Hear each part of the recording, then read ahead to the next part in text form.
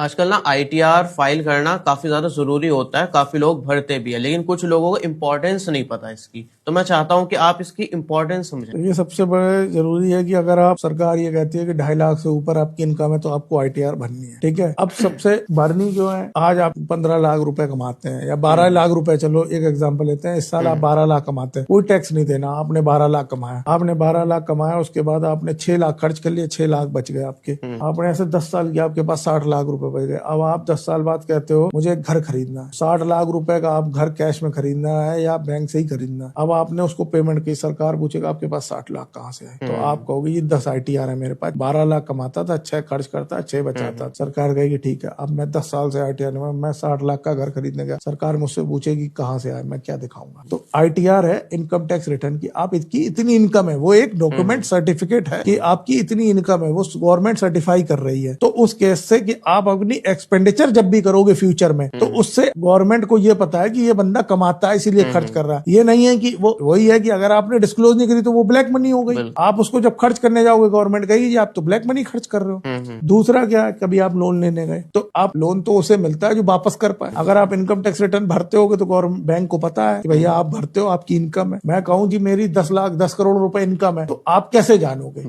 आप मेरा bank statement में तो मैं इससे एंट्री ले लूं, उससे एंट्री ले लूं, 4 लोगों से एंट्री ले लूं, फिर उनकी वापस कर दूं। आप कहोगे जी 10 लाख रुपए इनकम, 10 करोड़ रुपए इनकम है, तो आप टैक्स देते होगे, आप अपनी इनकम टैक्स रिटर्न।